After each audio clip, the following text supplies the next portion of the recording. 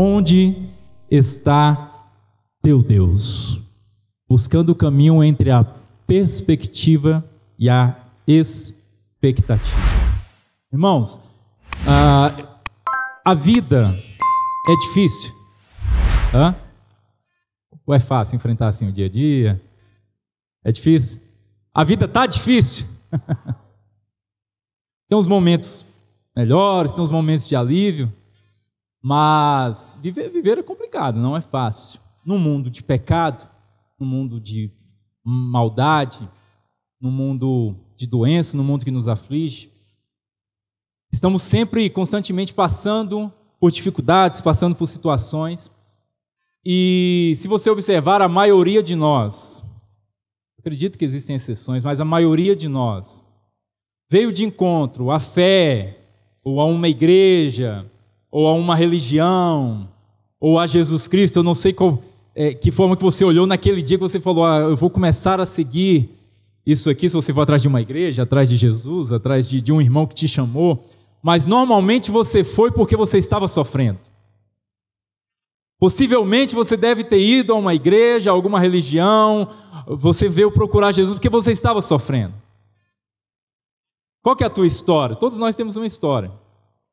Tem aquele que perdeu o emprego e está passando dificuldade, não consegue de jeito nenhum, e alguém fala, não, vamos na igreja, nós vamos orar por você e tal. Aí aquela pessoa vai, as coisas depois melhoram, ela, então Deus me ajudou, vou ficar por aqui. Outros chegam por causa de uma doença, não é verdade? Aí estava doente, estava ruim.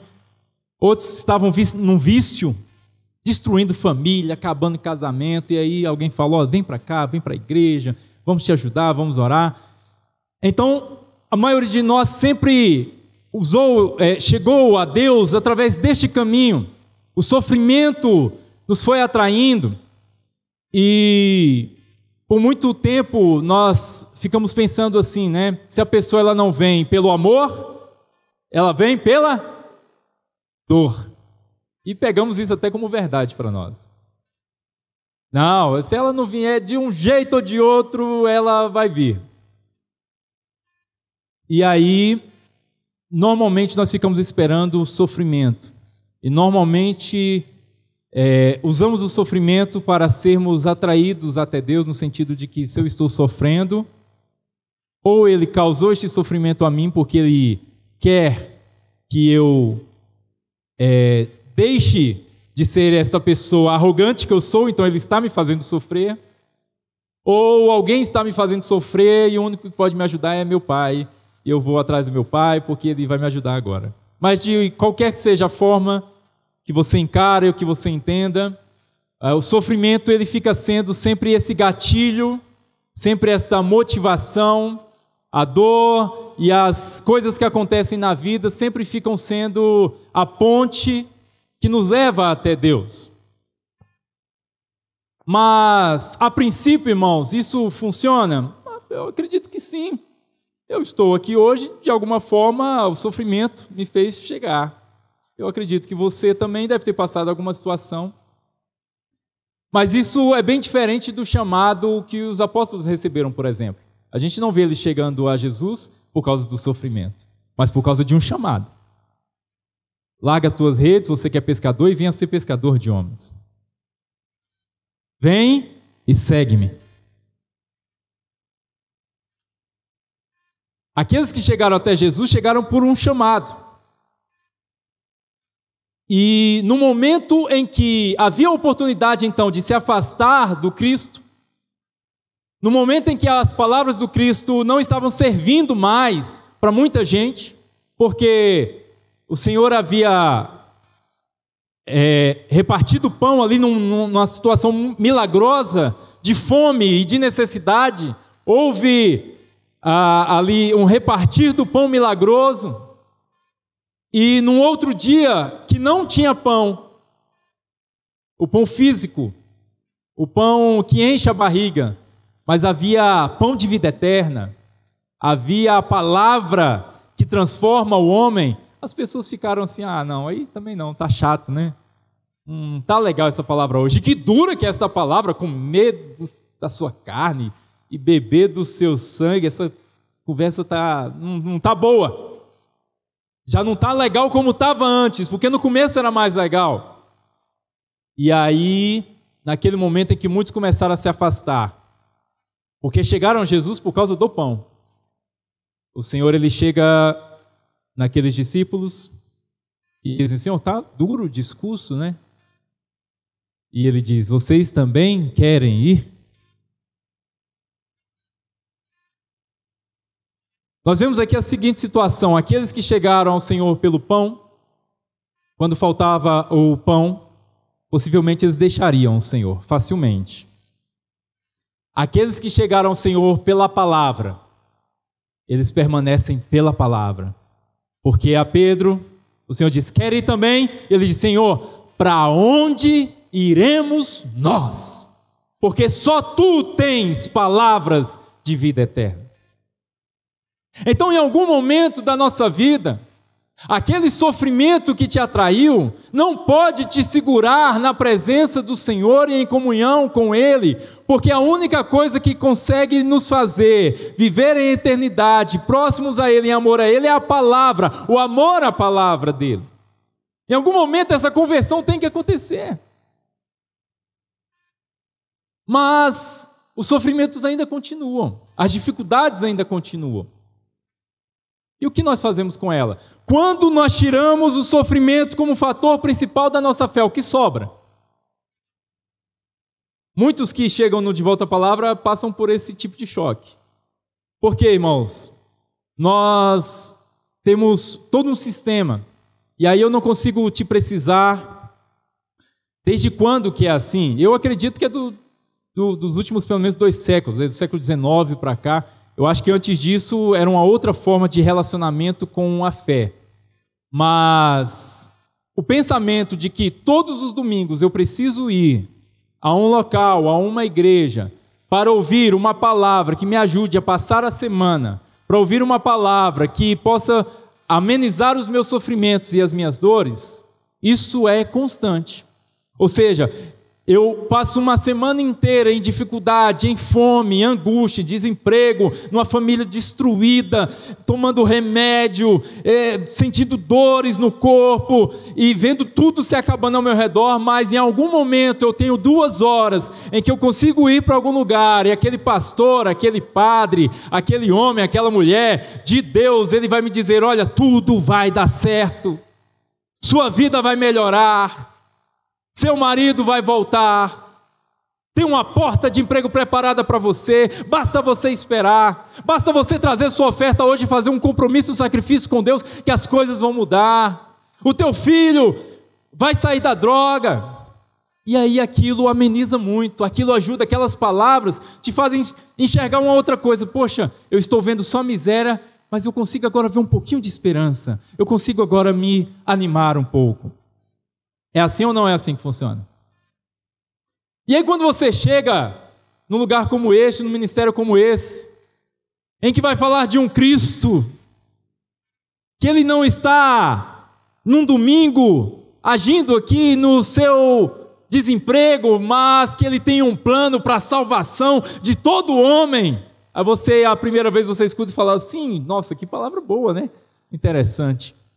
E na segunda vez que você volta, e você fala: tá bom, eu gostei, né? Pecado, ego, sim, interessante. Aí você vem na terceira e fala: poxa, mas e cadê a minha vitória? Cadê?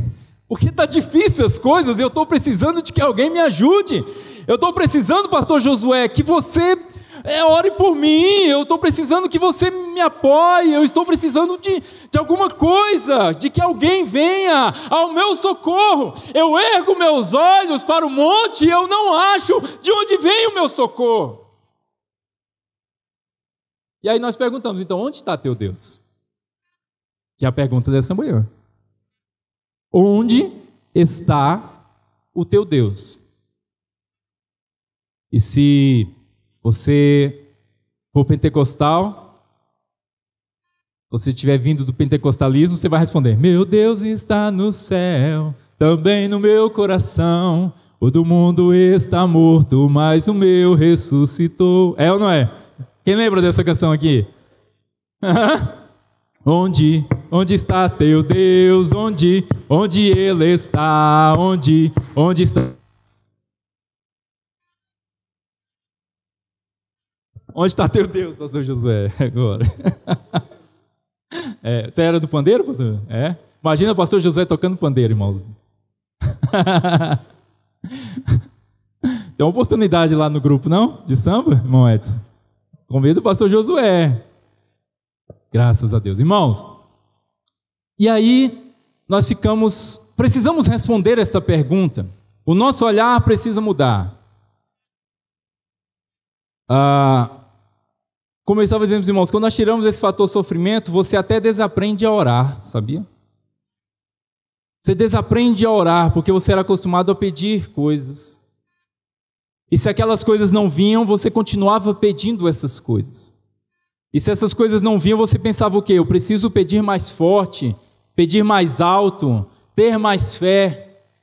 E se isso ainda não resolvia, você fala, é necessário algum sacrifício, alguma coisa eu tenho que fazer. Eu preciso chamar a atenção de Deus. Nós cantávamos canções dizendo isso, chame a atenção de Deus, chame a atenção de Deus. E em algum momento aquilo ainda não aconteceu, aí você pensa, eu preciso da ajuda de alguém. Irmão, me ajuda em oração, irmã, me ajuda em oração, vamos fazer aqui um grupo, vamos orar por este propósito. E se aquilo ainda não aconteceu, é porque o pastor não está envolvido. Pastor, você tem que se importar, ore, unja a minha cabeça, faça alguma coisa.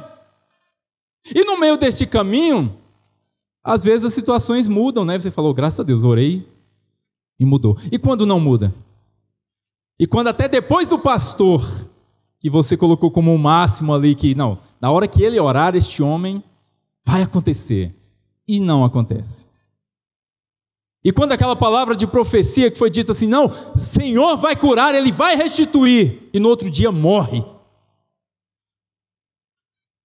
O que a gente faz? Alguns entram em parafuso. Outros desistem da fé. Outros continuam assim, eu não entendo os mistérios de Deus, então deixa eu continuar por aqui. Então, ter uma perspectiva ou uma expectativa diferente sobre onde está teu Deus, muda tudo. E é sobre isso que nós queremos conversar nesta manhã. Amém, irmãos? Então, responder essa pergunta é muito importante. Refletir sobre isso nos faz encontrar a verdade em meio a este agir de Deus. Olha o post hoje. Onde está teu Deus? Buscando o caminho entre a perspectiva e a expectativa. Buscando o caminho. O que é o caminho? Vocês estão vendo que o caminho está com letra maiúscula? Buscando o caminho. Não é buscando um caminho, uma alternativa, uma rota, uma escapatória. Eu estou buscando o caminho. Quem é o caminho? Jesus Cristo. O Cristo, Ele é o caminho. O Cristo, o caminho. Então, ao responder essa questão, ao refletir sobre ela, onde está meu Deus? Eu preciso buscar então o caminho. Eu preciso encontrar então o Cristo entre a perspectiva e a expectativa. Por quê? Porque a perspectiva, o que é uma perspectiva, irmãos? Quem sabe? Um ponto de vista, o que mais? O que é uma perspectiva? Em que você acredita? Sim, é uma forma de enxergar, certo? Então, a minha perspectiva em relação a vocês agora é diferente da de vocês para mim, porque eu estou olhando vocês daqui de cima. A minha perspectiva agora é essa. E a perspectiva de vocês é me olhando assim. São pontos de vista diferentes. Eu me lembro, assim que eu cheguei no De Volta à Palavra, eu cheio de dúvida, e terminava a reunião de quarta-feira, eu perguntava algumas coisas para o Alexandre, para tentar entender, que eu não sabia direito o que ele estava falando. Ele falava, e não fazia sentido. Eu não me lembro qual foi a pergunta, mas eu me lembro do exemplo, irmãos, que ele me deu. Eu achei fenomenal, que eu nunca tinha parado para pensar, e é uma coisa óbvia, mas eu nunca tinha parado para pensar. E aí ele falou, olha, falando um pouco sobre a forma que a gente enxerga as coisas. E aí ele disse, olha essa mesa que ele dá o estudo aqui. Falou, se tiver aqui um vermezinho pequeno, minúsculo, qual que é a visão que ele tem do mundo? Do mundo. Se coloca no lugar dele aqui, se fosse você, qual visão? O que ele ia enxergar? Como que ele enxergar as coisas? Irmãos, possivelmente, coisas muito pequenas ou microscópicas, nem nós aqui eles enxergam, irmãos, porque é tudo tão grande, e tão grande, tão grande, que fica quase vazio, né? Então, para aquele verme lá, o que é uma guerra de Israel e Irã? Não faz sentido nenhum para ele. Não está dentro de... Ele não consegue nem imaginar nada disso. Totalmente. Então, muito do que nós passamos e vivemos, irmãos, é por causa da perspectiva que nós temos. Cada um de nós, irmãos, tem uma realidade, tem uma história, tem uma bagagem. Cada um de nós enxerga a vida de uma maneira. Como eu falei, muitos vieram por causa do sofrimento, e alguns com sofrimentos diferentes. Alguns é porque não tinham o que comer. Outros é porque não tinham com o que gastar. Já viu? A gente está tendo uma conversão agora de gente rica direto, né? Um monte. A pessoa, o dinheiro não serve mais.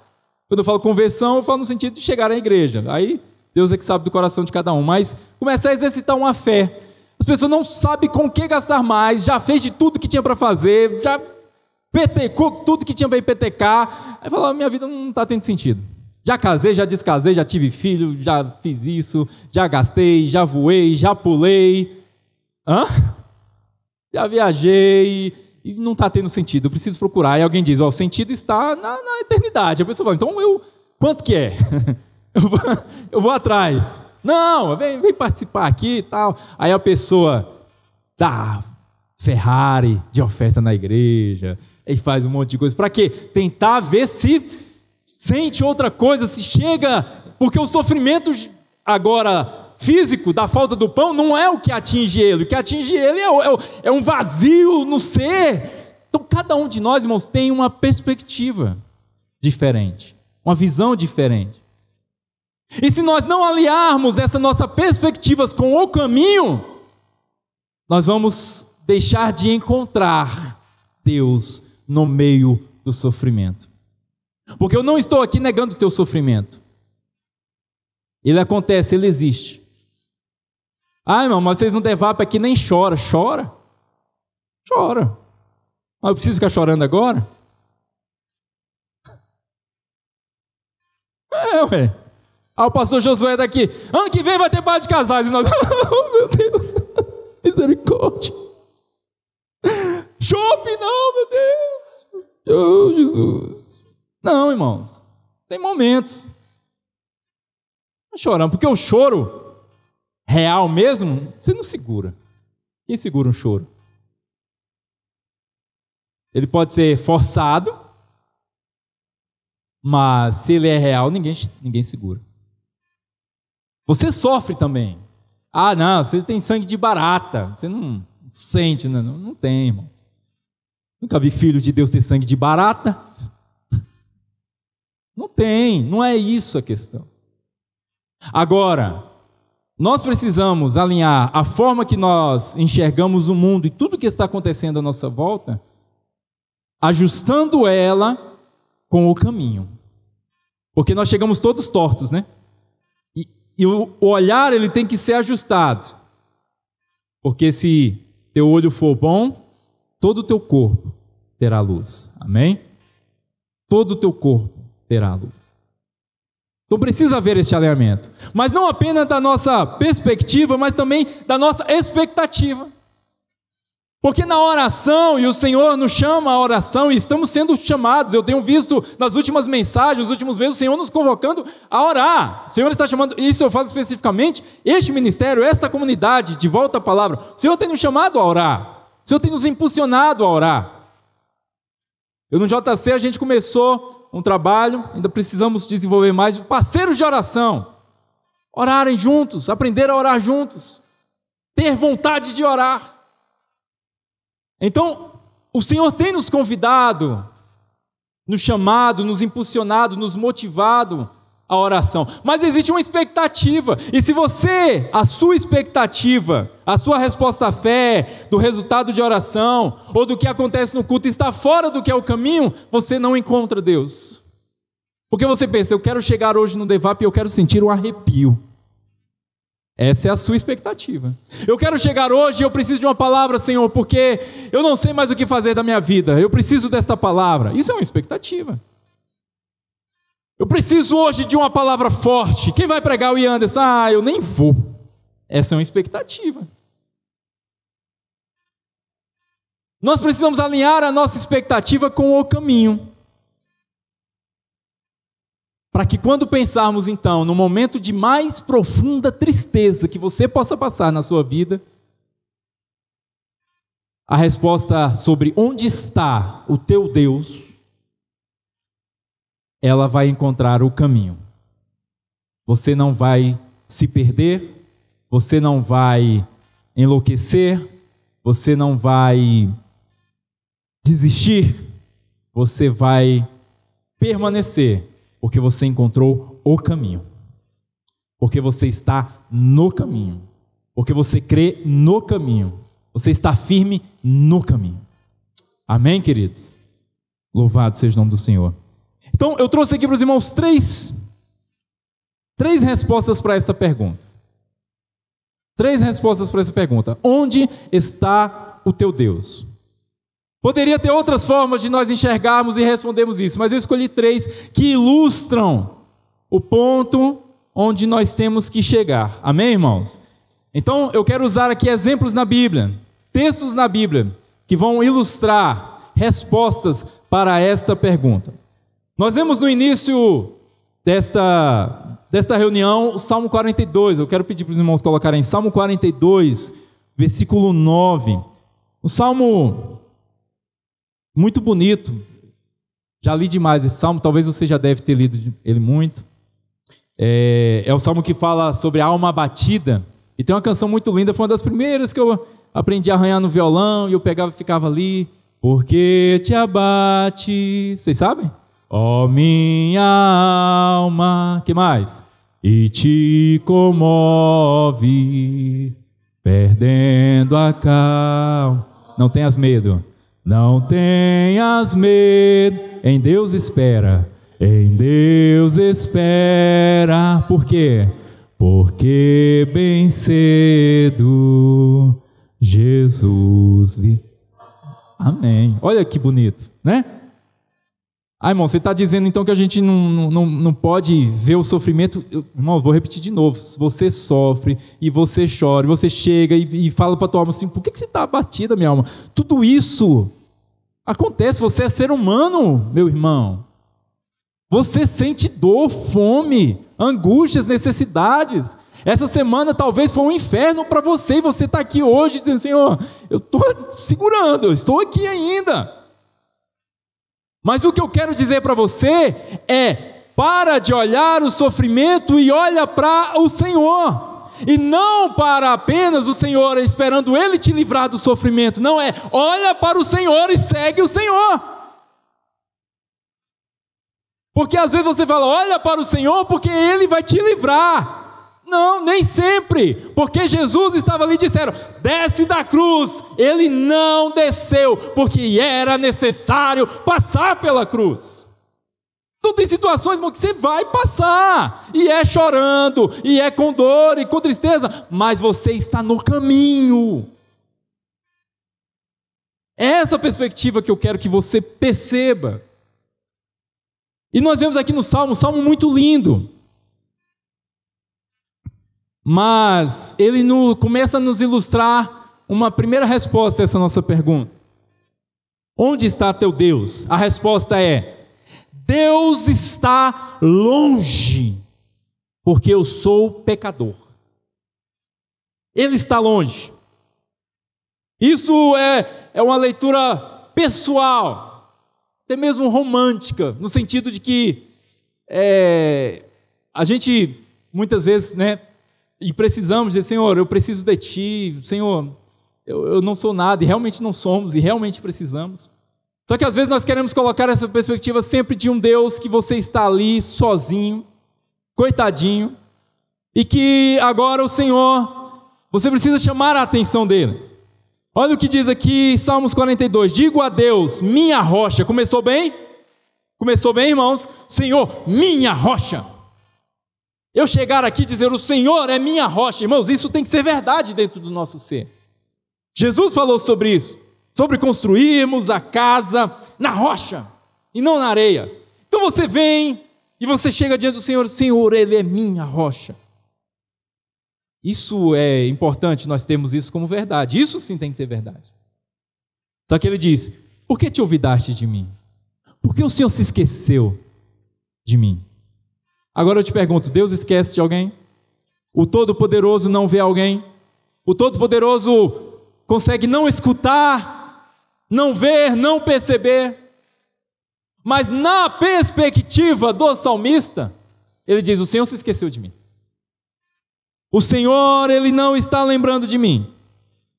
Por que hei eu de andar lamentando sobre a opressão dos meus inimigos? Olha o problema que ele tinha.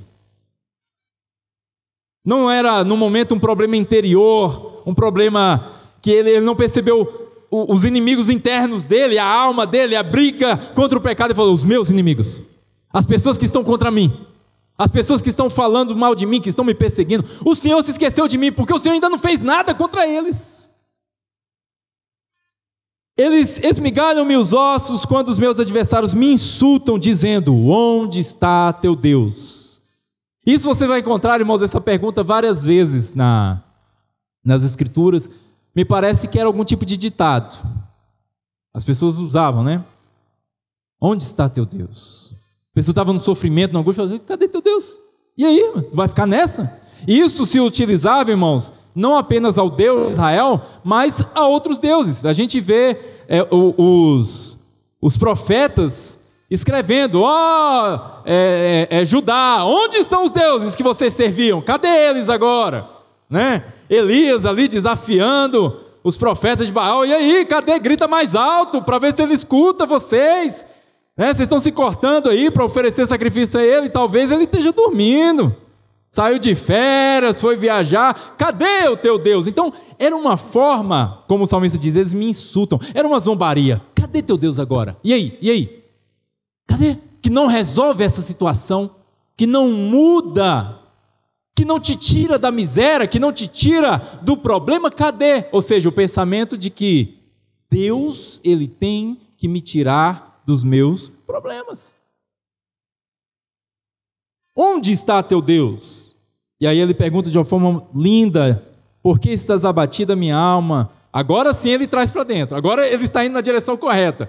Por que estás abatida minha alma? Por que te perturbas dentro de mim? Espera em Deus, pois eu ainda o louvarei. A Ele, meu auxílio e Deus meu. Aí voltou a fé de novo. Mas você está vendo a oscilação entre o Senhor é minha rocha, Ele é meu Deus, Ele está comigo. O Senhor me esqueceu. E é disso que nós precisamos, irmãos, sair. Isso faz parte, irmãos, do nosso crescimento. Isso faz parte, irmãos, da nossa jornada no caminho. Por quê, irmãos? Porque uma perspectiva dessa, como eu disse, muitas vezes até infantil, ela nos faz acreditar que se eu gritar, se eu chorar, se eu espernear, uma hora o Senhor Ele vai me ouvir e vai fazer o que eu estou precisando. E aí você é impulsionado a viver dessa forma. O tempo todo eu preciso chegar a Deus, eu preciso estar chorando e pedindo e clamando para ver se alguma coisa muda na minha vida. Sendo que o que Deus quer mudar é o teu ser. Sendo que o trabalho de Deus é dentro do homem. Mas a sua perspectiva e a sua expectativa está sempre ao seu redor. São as situações que me cercam do dia a dia. Desde o pneu furado que você fala, Senhor, se esqueceu de mim. Como que eu vou chegar agora no horário de trabalho que eu tenho que trocar esse pneu? E eu nunca troquei um pneu. E o seguro, eu não tenho dinheiro para pagar o seguro. Ninguém vai vir trocar o pneu para mim. E agora eu tenho que ir no vizinho que eu nem gosto dele. Para ele vir me ajudar a trocar o pneu. Que humilhação, Senhor. Cinzas sobre a minha cabeça. Rasga minhas vestes. Estou exagerando? Mas é mais ou menos assim, não é? E aí nós perguntamos, onde está teu Deus? Deus está longe, eu sou pecador demais, ele não vai me ouvir. O meu filho Moisés, ele está no espectro autista, se os irmãos, alguém não souber. E aí, uma das dificuldades que a gente tem com ele é que ele foge de casa, às vezes, né? Então ele é assim, pai, eu quero ir no shopping, pai, eu quero ir em tal lugar. Não, meu filho, espera, hoje não é dia. Tal. Bom, se ele estiver muito fixado na cabeça dele, ele sai. Se ele encontrar a chave de casa, se o portão estiver aberto, ele sai e ele diz que ele vai para onde ele quer ir. Às vezes ele na sorveteria, às vezes ele na padaria, mas de vez em quando ele vem com umas conversas mais longe. E aí a gente, né, tenta monitorar, tenta ensinar ele o máximo possível, às vezes tem que esconder uma chave, né? E teve uma vez que ele saiu, eu estava no escritório, não vi, ninguém viu ele saindo, e eu só percebi que ele saiu porque chegou a notificação no meu celular, Nubank. Eu falei, dinheiro não é, né, que está caindo, é alguma coisa. Aí, chegou a notificação, compra no débitos, R$48, um negócio assim. Eu falei, ué, clonaram meu cartão. Aí quando eu fui na sala, eu vejo ele chegando com uma sacola. Pai, fui na padaria. Trouxe um monte de coisa. Tudo que ele queria lá, ele trouxe. Aí, chamei a atenção, falei, expliquei, meu filho, tal, não pode, tal. Aí ele ficou muito irritado, desregulou, né? As pessoas autistas têm essa questão da regulação. Se ele desregula, é complicado. Então, desregulou, porque ele achou que estava tudo de boa, pai. Fui lá e voltei, está tudo certo. Eu fui lá, comprei, estou aqui. Não aconteceu nada. Eu falei, meu filho, as pessoas podem te assaltar, você pode sumir, um carro pode... Não, mas eu estou aqui, não aconteceu nada. Por que você está chamando minha atenção? É basicamente isso, né? E aí, falando com ele, e aí ele desregulou, e aí bravejou, né? Eu odeio essa família, não gosto de vocês, não quero que você seja meu pai, e tal, um monte de coisa. Quando deu mais tarde, o sangue esfriou, tal, saí com ele, já estava escurecendo, levei ele para tomar um lanche, para conversar com ele, e ali, perto de onde eu moro, ali naquele centro de Ceilândia, ali tem muita pessoa em situação de rua. E aí eu passando, já tinha gente deitada, já... Outros estavam pedindo, e eu falando com ele, eu falei, meu filho, você disse que quer ir embora, que não quer essa família, que vai fugir de casa, olha aqui a situação, filho, olha que tristeza, é isso que você quer, filho, às vezes você vai sumir, a gente não vai te encontrar, olha aqui, então, não pai, não é o que eu quero, não quero, eu falei, então meu filho, não pode, tal. Irmãos, desde esse dia até hoje, acontece alguma coisa, e aí agora eu tenho uma outra situação que eu preciso contornar agora. Acontece alguma coisa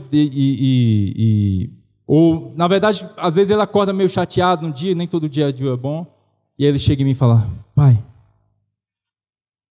o senhor vai me abandonar? Aí eu falo, não, meu filho, nunca o papai vai te abandonar.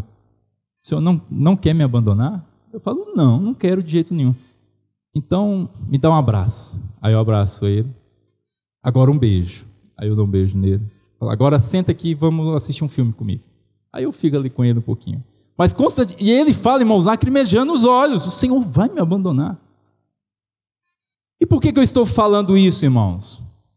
Porque às vezes, nessa leitura bíblica, e a nossa leitura sobre o Pai é essa: Pai, o Senhor não lembra de mim. Pai, o Senhor não me ajuda, o Senhor não me perdoou por aquele pecado que eu cometi, até hoje eu estou sendo punido por isso. Pai, o Senhor não se importa com o que eu estou passando. E a gente fica pedindo o quê? Assim como meu filho falou assim, se o Senhor então não vai me abandonar, me abraça. E nós ficamos pedindo, Senhor, me dá uma prova então, de que o Senhor não vai me abandonar, de que o Senhor me ama ainda. Me dá aquele emprego. Me ajuda para casar com aquela crush.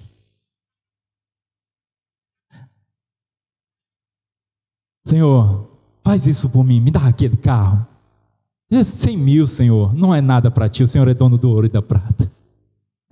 Se o Senhor me ama, se o Senhor olha para mim, por favor, Pai, faz isso. E aí nós estabelecemos esse tipo de relação, romantizada, infantilizada, que que hora está muito firme na rocha, e outra hora está, não, Deus não se importa comigo, Ele está longe, eu sou pecador demais. Vamos ver isso na Bíblia, irmãos, vamos ver outros textos. Salmo 102, também nos diz algo parecido com isso. Salmo 102, olha só, o verso 1 e 2. Olha como que é um tipo de oração em que entende que Deus ele está longe. Ouve, Senhor, a minha súplica, e cheguem a ti os meus clamores. Não me ocultes o teu rosto no dia da angústia. Inclina-me os ouvidos no dia em que eu clamar. Dá-te pressa em acudir-me. Irmãos, eu estou falando com vocês, por favor, não me julguem. Vocês dizem assim, irmão, mas vamos dizer que nenhuma vez você clamou, dizendo, por favor, me escuta, me ouve. Lógico, meus queridos, o que eu estou te falando é o seguinte, anda no caminho, você está sentado no caminho, passa disso, vai, mais para frente aprende que tem mais do que isso, senão você vai passar a vida inteira dizendo, Senhor, por favor, me escuta, Deus, me escuta, sendo que o Senhor, Ele conhece até teu coração, antes que uma palavra chegue à tua boca, Ele já sabe. E se isso ainda não é verdade para você, meu irmão, tem que ser. Porque isso muda a tua forma de orar, a tua forma de enxergar a vida, a tua forma de ver os sofrimentos, a tua forma de andar no caminho. Então o salmista ele fica aqui, Senhor, não me ocultes o teu rosto, como se Deus pudesse não enxergar alguém ou não ver alguém. Senhor, escuta os meus clamores, como se Deus ele não ouvisse. Inclina os ouvidos quando eu pedir.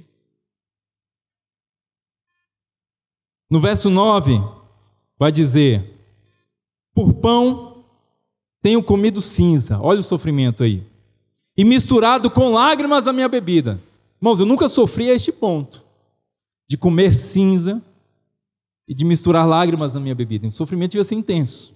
Mas olha a visão de alguém que pensa que Deus está longe, e que Ele é pecador demais, e que se esse Deus, em algum momento, tiver um tempinho na agenda, vai ajudar ele. Se esse Deus, em algum momento, ele conseguir chamar a atenção dele, vai ajudar ele. Olha a visão, verso 10. Vamos ver juntos. Por causa de quê? Da tua indignação de quem? De quem? De Deus. Por causa da tua indignação e da tua ira. Ira de quem? De Deus.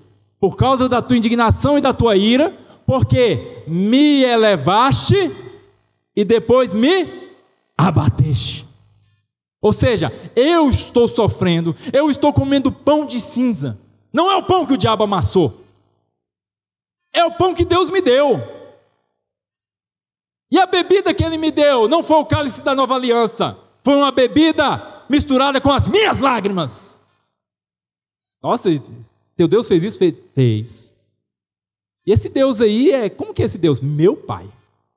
Seu pai? É, meu pai. E ele fez isso contigo? Fez. Sabe o que ele fez? Ele ficou indignado, nervoso, irado, magoado comigo. Irado, ele queria me destruir, acabar comigo, me matar. Mas ele é bom, ele não me matou, mas ele me levantou. E de lá, ele me jogou. Aí eu te pergunto, qual o pai indignado com o filho, com a desobediência do filho,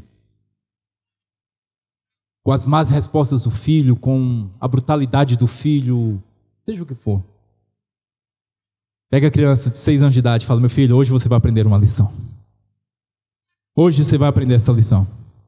Vamos no parque, no playground. E o filho fala, opa, vamos no playground. Você está muito desobediente, você precisa aprender. E ele sobe no trepa-trepa. Já viu aquele monte de ferro? E o pai sobe lá em cima com a criança e fala assim, agora eu vou te jogar daqui de cima. E puf, agora você aprendeu, meu filho, a lição? Você faria isso?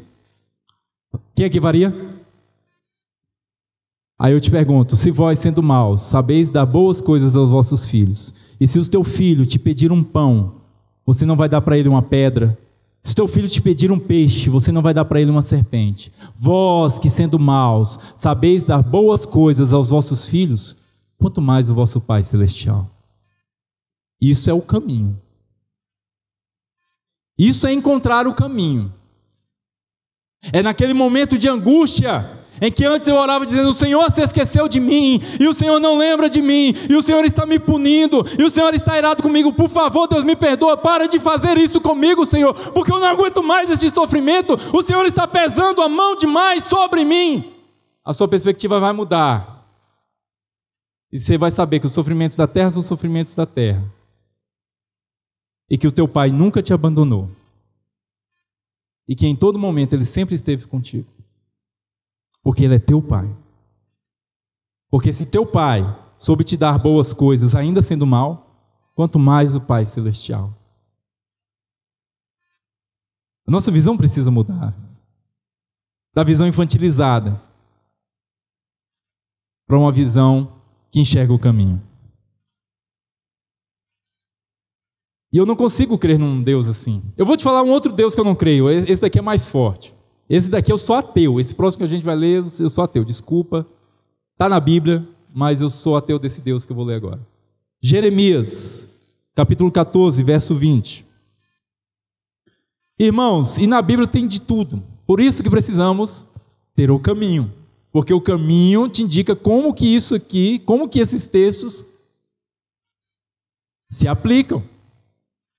Porque senão, quando te perguntar onde está teu Deus, você vai dizer: é esse daqui que é meu Deus, olha só esse daí, ó. 14, 20. Jeremias, tá? Jeremias 14, 20. Olha o pedido, isso aqui é um pedido.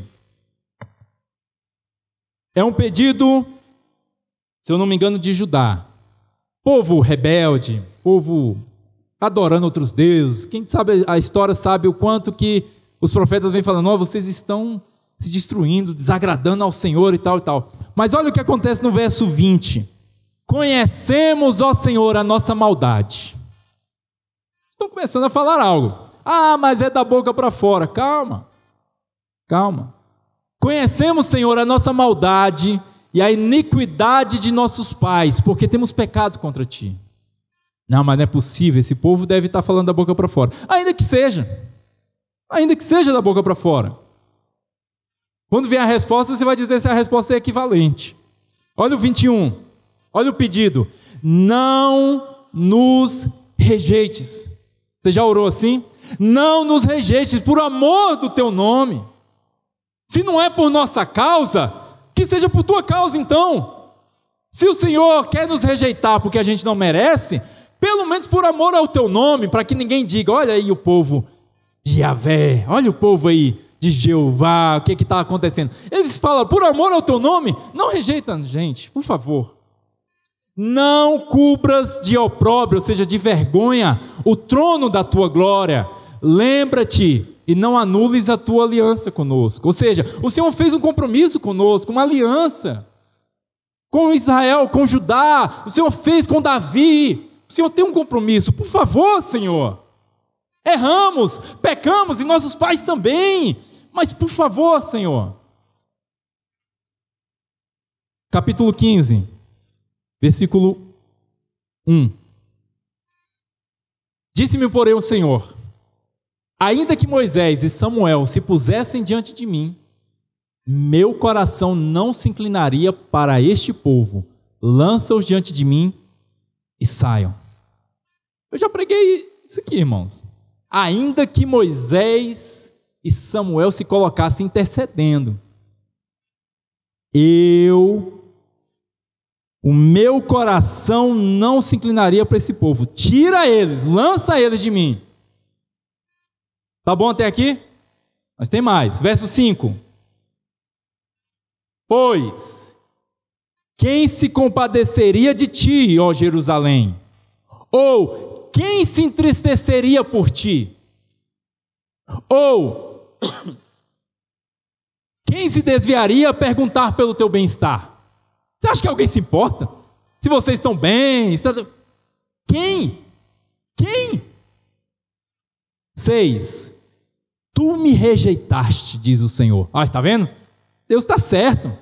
Rejeitou ele, agora tem que aguentar. Tu me rejeitaste, diz o Senhor, voltaste para trás. Por isso, ou seja, porque você me rejeitou, eu sou um Deus tão apegado, Preciso tanto da sua disposição, da sua adoração para eu ser Deus. E como você me rejeitou, por causa disso, eu levantarei a mão contra ti e te destruirei. Estou cansado de ter compaixão. Aí eu não creio, irmãos, aí não dá. Não dá.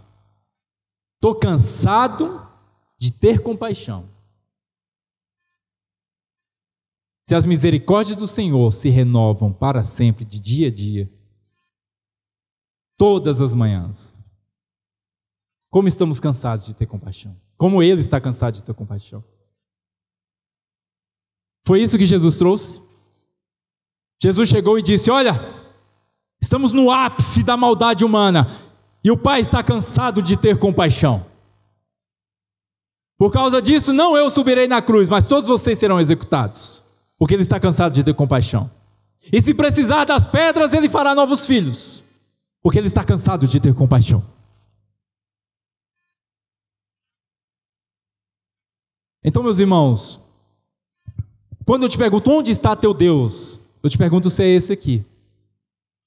Um Deus que está longe, que não te escuta, e que você precisa se humilhar demais para que Ele um dia te escute. Se Ele não vier com fogo, violência e enxofre para cima de você. Onde está teu Deus? Ah, mas não precisa então se humilhar diante do Senhor. É todo dia e é toda hora. Mas é um caminhar de humilhação diante do Senhor, no sentido de que, Senhor, eu não sou nada. Como eu preciso, como eu dependo de Ti. Senhor, obrigado por tudo que o Senhor tem feito. O Senhor é tão bom. É a canção que ecoa da nossa alma o tempo inteiro. É a mente consciente de que você é filho do Pai. E ainda que você seja o pródigo, no caminho, o Pai, Ele te encontra e te abraça. No caminho. Onde está teu Deus?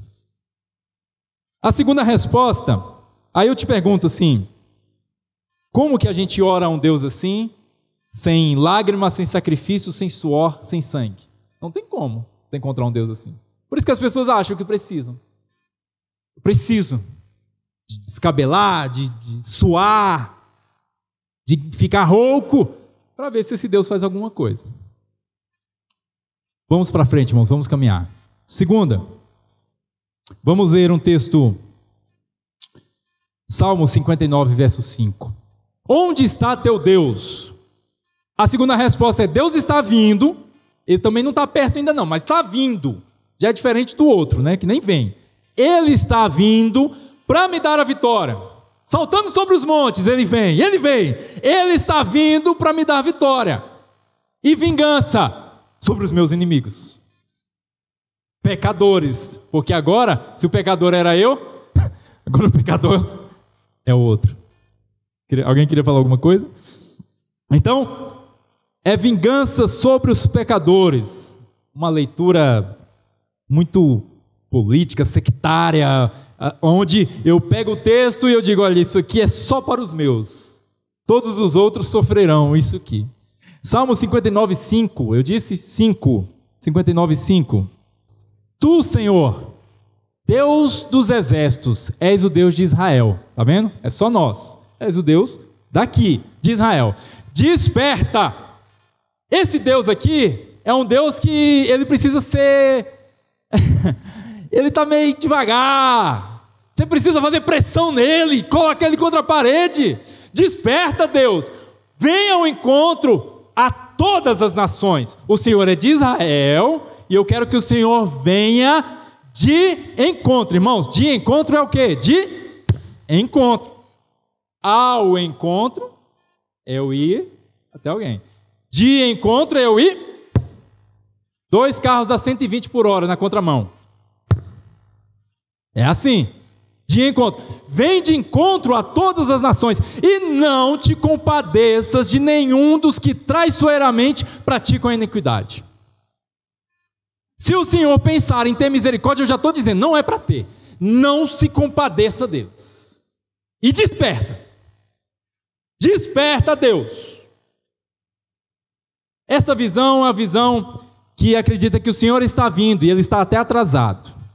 Ele vem sobre os montes, vem com justiça, vem com recompensa. Quando eu falo com recompensa, nem sempre é boa, porque a recompensa do mal é maldade. A recompensa do bom é bondade. Ele vem com olhos de fogo para derrotar os meus inimigos e dar a minha vitória. E a vitória dos meus também, né? Porque meu filho, minha esposa, a sogra não, mas cunhado também não, mas dos meus, o Senhor veio para dar vitória para eles. Ninguém pode tocar nos ungidos do Senhor. O verso 10 desse mesmo texto, 59:10, olha o que nos diz. Os irmãos digam, meu Deus virá ao meu encontro. Fala, meu Deus virá ao meu encontro com a sua benignidade e me fará ver o meu desejo sobre os meus inimigos. Eu acho que é Deus dele mesmo. É uma visão, irmãos. É uma visão. E é uma visão comum. E sabe qual é o problema? É que a gente aprendeu a orar com os salmos e não com Cristo. Deveríamos ter aprendido a orar com Cristo. E a gente aprendeu a orar com os salmos. Que os salmos são cânticos, são orações. E a gente aprendeu. Não tem nenhum problema nós lermos isso, irmãos. Só que, sabe qual é o problema? É o que a gente faz com isso. Por quê? Isso aqui é uma perspectiva. Lembra que eu falei da perspectiva? É uma perspectiva, é uma expectativa de quem estava passando por este momento e quis escrever isso. E se sentiu inspirado em escrever isso. Agora não quer dizer que eu devo olhar esse texto e dizer, então é assim que deve ser. É dessa forma que eu devo viver. É dessa forma que eu devo enxergar. Não! O que me diz a forma que eu devo ver, a forma que eu devo enxergar e como eu devo entender é o Cristo. Ele trouxe a verdade. Jesus manifestou a verdade, o caráter e o amor do Pai. Jesus disse, eu aprendi com o Pai. Tudo que eu lhes trago é a vontade e a palavra do Pai. A minha comida e a minha bebida é fazer a vontade do meu Pai. Nenhum salmista viveu isso.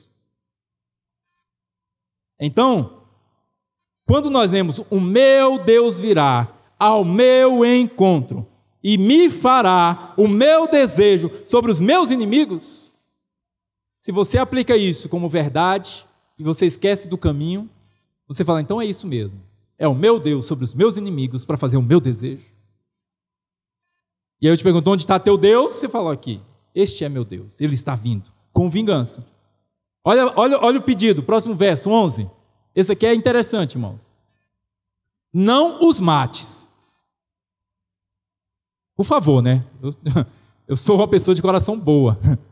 Coração bom. Pessoa boa, justa. Senhor, desperta, vem logo, vem contra todos. Não os mate, para que o meu povo não se esqueça. Ou seja, o povo tem que ver o sofrimento. Dispersa-os pelo teu poder e abate-os. Não mata não, mas abate eles. O Senhor, escudo nosso. Próximo verso. Não, vamos 13. Consome-os com indignação. Consome-os de sorte que jamais existam. E se saiba que reina Deus em Jacó até os confins da terra. Ou seja, não mata ele não, mas consome, abate, dispersa, acaba com eles, mas não mata. Tá bom, né? Daí já está interessante. E mostra, olha lá, e se saiba que reina Deus em Jacó. Ou seja, eles precisam saber quem é Deus. E eles vão saber quem é Deus através disso aqui. E aí eu te pergunto, Jesus vem dizer e mostrar quem é o Pai. Como que ele mostra quem é o Pai? Através disso? Da matança? Da guerra? Então, irmãos, a forma que o Pai quer mostrar que ele é rei sobre a terra é manifestando o Cristo em seus filhos. É a manifestação do Cristo no rosto e na face de cada um de nós. agindo com bondade, com ternura, com amor, com mansidão. Não é na guerra que Deus ele se mostra que é Deus. Eu me lembro lá nos anos 2000 de ficar dizendo: Senhor, o Senhor é o Deus do Brasil. Não teve essa época do Brasil, que Jesus é o Deus do Brasil, o Senhor da nação. Mostra para os nossos inimigos, Senhor, que Tu és Deus sobre o Brasil. Né? E às vezes a gente é bélico demais nisso aí. Onde está teu Deus? É a pergunta que eu te faço. Isaías 13, 9, vamos nos encaminhar para o terceiro ponto. Isaías 13, verso 9. Esse aqui foi o texto mais difícil, irmãos, que eu li essa semana para trazer para os irmãos. É triste, é perverso. 13:9 diz: Eis que vem o dia do Senhor, ou seja, o dia dele, dia cruel. Aí eu fico pensando, o dia do Senhor é um dia cruel. O dia que Deus se manifesta é o pior dia que pode existir. Com ira e ardente furor, para converter. Você fala: não, então Deus vai converter. Oh, Deus, converte, Senhor. Converter a terra em assolação. A conversão que esse Deus faz é destruir tudo. E dela destruir os pecadores. E aí o Senhor ele diz em outro ponto: tenho eu prazer na morte do ímpio? Eu não tenho prazer na morte do ímpio. Mas o pedido aqui é esse: vem, Senhor, com assolação e destrói os pecadores. Verso 11: castigarei o mundo por causa da sua maldade, e os perversos por causa da sua iniquidade. Farei cessar a arrogância dos atrevidos e abaterei a soberba dos violentos.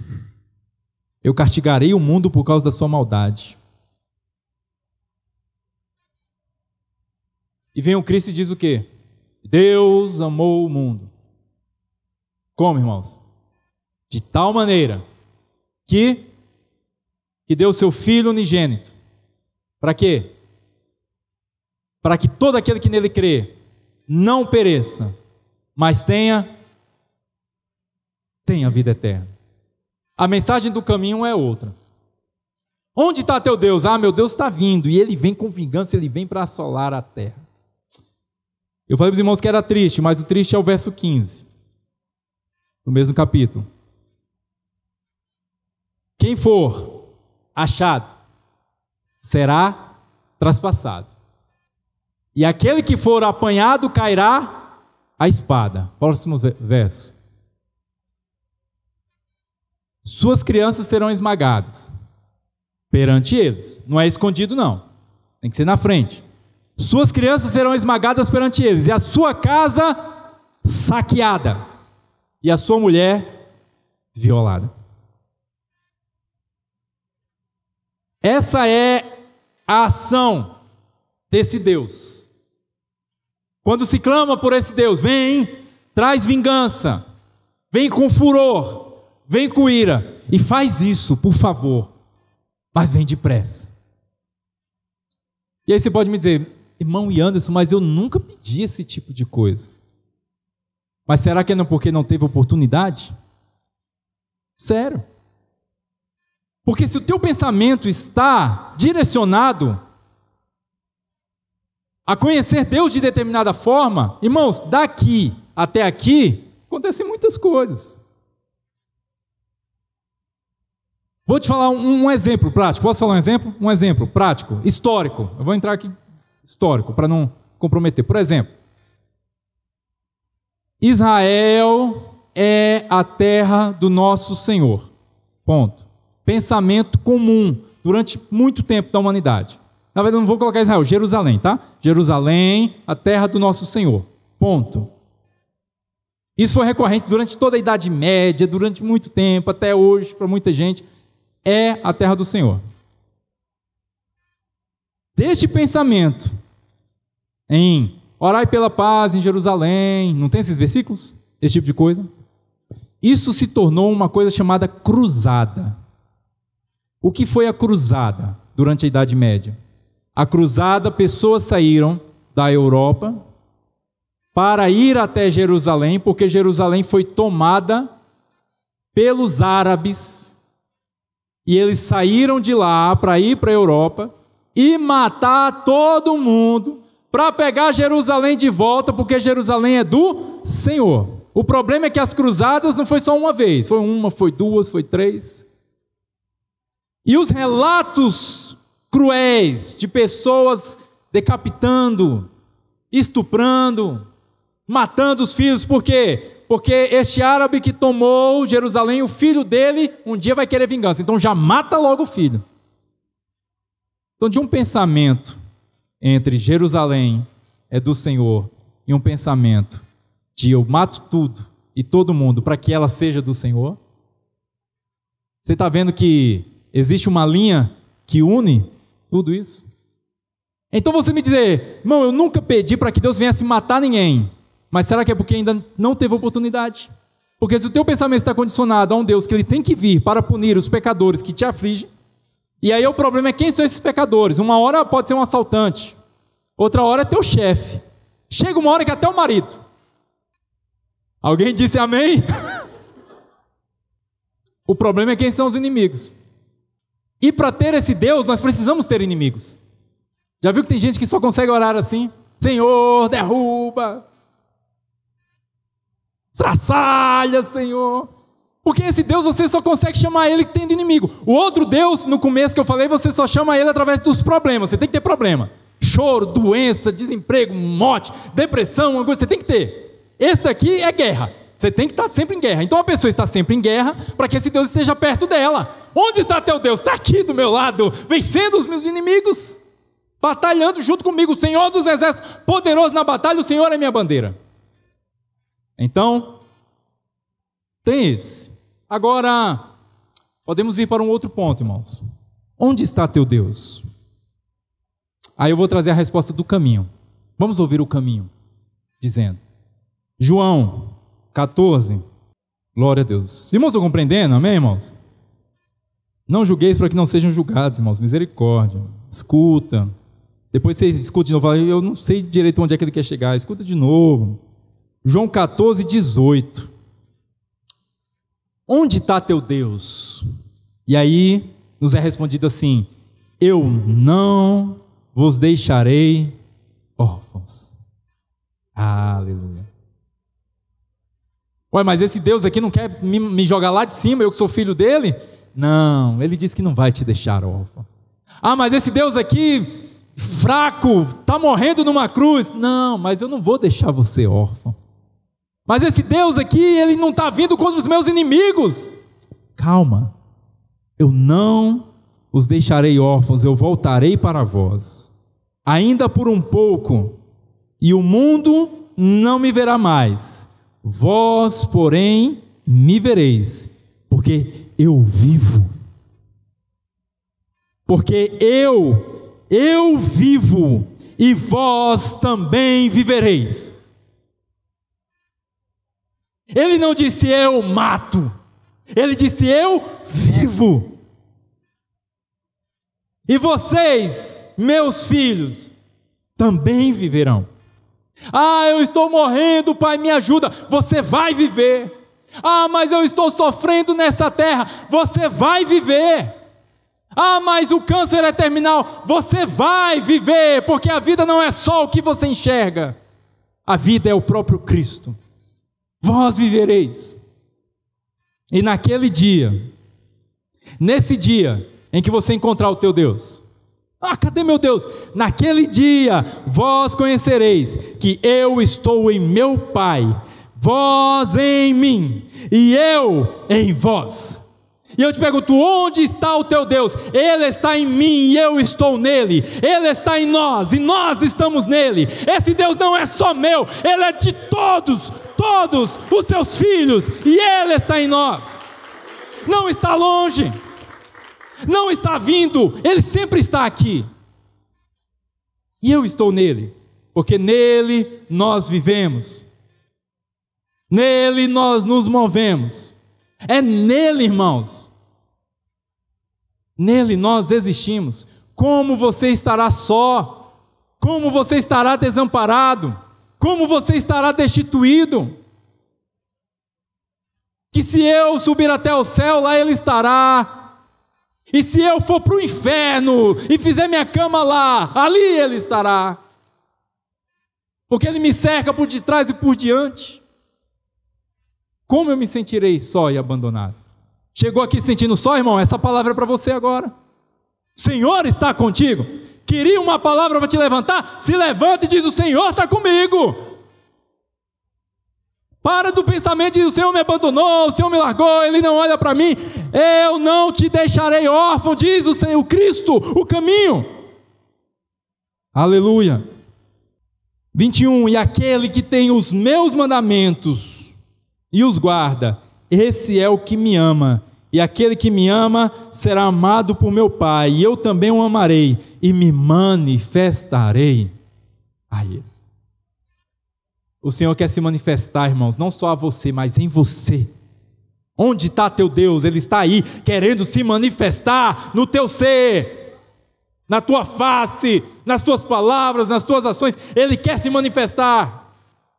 Louvado seja o nome do Senhor. Então aqui eu compreendo um Pai que jamais se afasta da humanidade, até porque tudo está nele. O único afastamento que podemos ter é de consciência. E isso não faz com que Ele não nos ame, isso não faz com que a misericórdia dEle acabe. Pelo contrário, o Pai sempre está aguardando o retorno do seu Filho, com um anel na mão, com vestes preparadas e com uma festa, porque é para lá que nós estamos indo todos, em direção ao Pai. Então é impossível que Ele não nos ouça, é impossível que Ele não nos veja, é impossível que Ele não nos ame, é impossível que Ele não sinta a tua dor, porque Ele se fez carne, e em carne Ele passou por toda a situação que um homem pode passar. É impossível que Ele não te entenda as tuas fraquezas, porque por tudo isso Ele passou, e nisso aprendeu a obediência. É um Deus que Ele sabe quem você é, pelo que você passa, pelo que te angustia. E isso, irmãos, deveria ser motivo para que nós tivéssemos uma vida em paz. Em paz. Porque este é o propósito. No 27 ele diz: eu deixo-vos a paz, e a minha paz vos dou, e eu não vos dou como o mundo dá. Não se turbe o vosso coração, e nem se atemorize. Então, eu saber onde está meu Deus vai me trazer a paz que eu preciso ter no momento mais difícil. Ah, mas você não sabe o que é passar. Eu não sei mesmo não, mas eu espero que naquele dia que eu precisar passar, essa paz que o mundo não dá, ela invada o meu ser e a minha alma e me faça perseverar e a entender: eu não estou só, o Senhor está comigo. Foi o que Paulo disse ensinando os irmãos a orar. Lá em Filipenses, no capítulo 4, nós vamos encerrar com esse texto, Filipenses 4, versos 6 e 7. Diz: não andeis ansiosos de coisa alguma. Em tudo, os irmãos digam: em tudo. Em tudo. Em tudo, porém, sejam conhecidas diante de Deus as vossas petições. Como? Pela oração, pela súplica e com ações de graça. Ah, irmão, pode suplicar? Pode, irmão. Ah, pode orar, não é proibido orar, não. Pode orar, irmão. Mas o que? A paz de Deus, que excede o entendimento. Eu não consigo entender como que é possível viver em paz com tudo que eu estou passando. É a paz de Deus, que excede o entendimento, guardará o vosso coração e a vossa mente. Em quem? Em Cristo Jesus. Aplauda ao Senhor. Guarda a nossa mente, Senhor. Guarda nosso coração em paz, porque eu sei onde está o meu Deus. Que Deus abençoe a todos, em nome de Jesus.